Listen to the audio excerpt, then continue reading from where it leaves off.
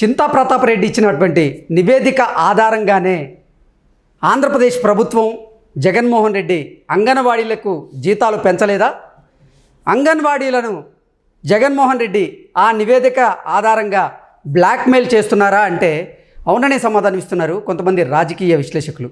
ఇక ఇదే అంశానికి సంబంధించి మనతో మాట్లాడేందుకు ప్రముఖ సీనియర్ జర్నలిస్ట్, ప్రముఖ రాజకీయ విశ్లేషకులు సిఎస్ రావు గారు మనతో ఉన్నారు. ఆయనతో మాట్లాడదాం. Sir hi sir. Hello Krishna. Sir, Chinta Pratap Reddy ఇచ్చినటువంటి నివేదిక ఆధారంగానే ఆంధ్రప్రదేశ్ ప్రభుత్వం జగన్మోహన్ రెడ్డి అంగన్వాడీలకు శాలరీ పెంచలేదు. ఆ నివేదిక ఆధారంగా చేసుకొని జగన్మోహన్ రెడ్డి అంగన్వాడీలను బెదిరింపులకు పాల్పడుతున్నాడు అంటూ కూడా కొన్ని వార్తలు, బెదిరిస్తున్నారు అని కూడా కొన్ని వార్తలు బయటకు వస్తున్న నేపథ్యంలో ఏంటి సార్ ఆ వార్తల్లో వాస్తవం ఉందా?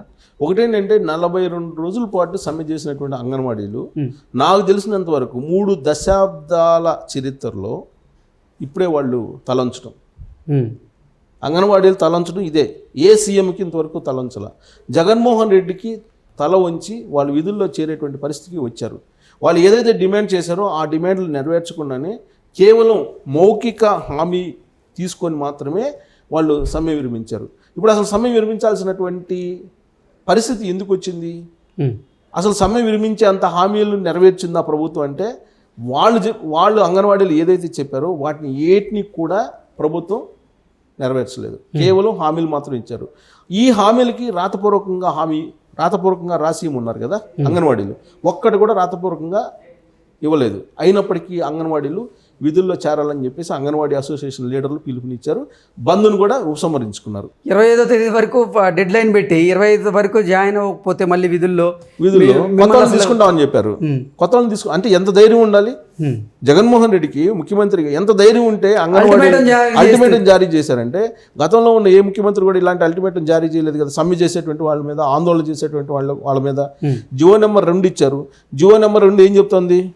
ఆందోళనలు, ధర్నాలు, సమ్మెలు మొత్తం నిషేధించేశారు జగన్మోహన్ రెడ్డి. అంటే అది ఇవ్వడానికి ఎంత ధైర్యం కావాలి ఫస్ట్. ఇప్పుడు అంగన్వాడీలు పెద్ద సెక్టార్ అండి. లేడీస్ దాదాపు 1,20,000 మందికి పైగా అంగన్వాడీలు ఉన్నారు. వాళ్ళందరూ రోడ్డు మీదకి వచ్చి 42 రోజుల పాటు సమ్మె చేశారు. సమ్మె చేసి ఏం సాధించారు వాళ్ళు? ఏం సాధించలా. లాస్ట్కి ప్రభుత్వం ఏది చెప్తే అది విన్నారు. రాతపూర్వకంగా కూడా ఏమి హామీ ఇవ్వలేదు. కేవలం ప్రభుత్వం ఏది చెప్తే అది వినేసి వాళ్ళు సమ్మె ఉపసంహరించుకొని విధుల్లో జాయిన్ అయ్యారు. ఎందుకు జాయిన్ అయ్యారు? ఎస్మా ప్రయోగించారు. ఎస్మా తర్వాత వాళ్ళకి షోకాజ్ నోటీసులు ఇచ్చారు. షోకాజ్ నోటీసుల తర్వాత ఉద్యోగాలు ఓడబీకారు. కొన్ని జిల్లాల్లో, మిగతా జిల్లాల్లో కూడా ఓడబీకేటువంటి ప్రయత్నం చేశారు. ఉద్యోగాలు దాదాపుగా 10,000 మందికి పైగా ఉద్యోగాలు ఓడబీకుతున్నట్టు ఉత్తర్వులు కూడా జారీ చేశారు. మిగిలినటువంటి వాళ్ళకు కూడా ఉద్యోగాలు ఓడబీకుతారనేది భయం ఏర్పడింది వాళ్ళకి. భయం ఏర్పడి ఇమీడియట్గా చర్చలకు వెళ్ళారు.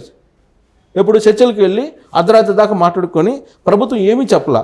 ఏం చెప్పింది ప్రభుత్వం ఇచ్చినటువంటి హామీలు ఏంటంటే గతంలో ఇచ్చినవి ఏది రాతపూర్వకంగా ఏది ఇవ్వాల. జూలైలో మేము పరిశీలిస్తాం, మీ జీతాల సంగతి జూలైలో పరిశీలిస్తాం. గతంలో కూడా ఇదే చెప్పారు. జూలైలో కూడా తర్వాత సంగతి వాళ్ళు గతంలో చెప్పింది కూడా అదే.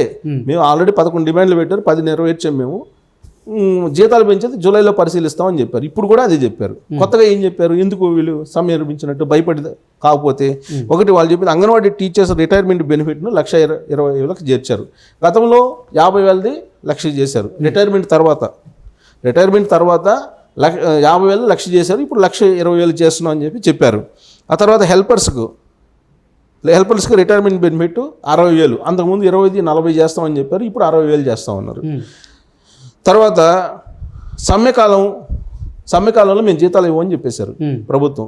అయితే ఇప్పుడు మీరు సమ్మె చేశారు కదా, ఈ సమ్మెకాలానికి జీతాలు ఇచ్చేటువంటి అంశం మీద మేము ముఖ్యమంత్రితో మాట్లాడి ఫైనల్గా డెసిషన్ తీసుకుంటామని చెప్పారు. అంతే తప్ప మేము ఇస్తామని చెప్పి వాళ్ళు చెప్పలేదు, ప్రభుత్వం చెప్పలేదు.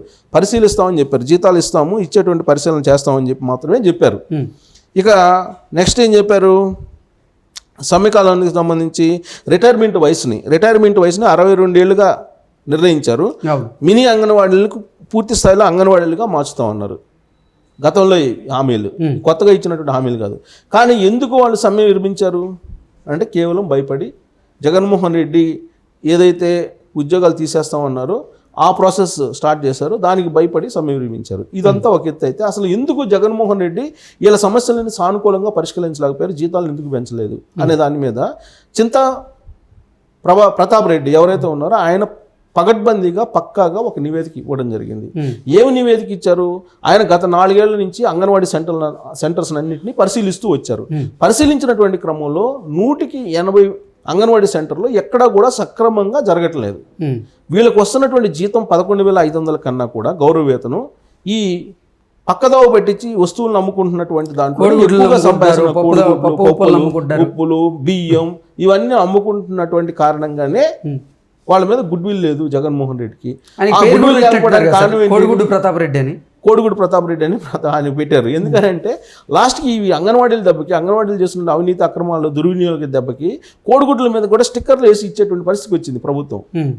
అంటే మనం మాల్స్కి వెళ్ళినప్పుడు మనకి బార్కోడ్లు ఉంటాయి, అలాంటి బార్కోడ్లతోటి గుడ్లని ఇవ్వాల్సిన పరిస్థితి అక్కడ కూడా దుర్వినియోగం చేశారనేది ప్రతాప్ రెడ్డి ఇచ్చినటువంటి రిపోర్టు. సో ప్రతాప్ రెడ్డి అంత రిపోర్ట్ ఇచ్చిన తర్వాత జగన్మోహన్ రెడ్డి వీళ్ళ జీతాలు ఎందుకు పెంచుతారు? పెంచే అవకాశం లేదు, పరిశీలించే అవకాశం కూడా లేదు.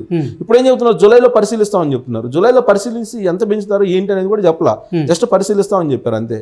వీళ్ళకి ఇచ్చినటువంటి ఒక్క హామీ కూడా కొత్తది లేదు. అయినా కానీ సమీపించడానికి కారణం ఏంటంటే ప్రతాప్ రెడ్డి ఇచ్చినటువంటి నివేదిక. ఆ నివేదికలో అసలు 4 సంవత్సరాల్లో ఆయన పరిశీలనలో అసలు ఏం జరిగింది, ఈ అంగన్వాడీలు ఏ విధంగా దుర్వినియోగం చేస్తున్నారు, ఆ పథకాన్నే నిర్వీర్యం చేసేటువంటి పరిస్థితి. వాస్తవంగా వాళ్ళ డ్యూటీ ఏంటి? బాలింతలు, గర్భిణీ స్త్రీలు, చిన్నపిల్లలకి పౌష్టికాహారం అందించాలి.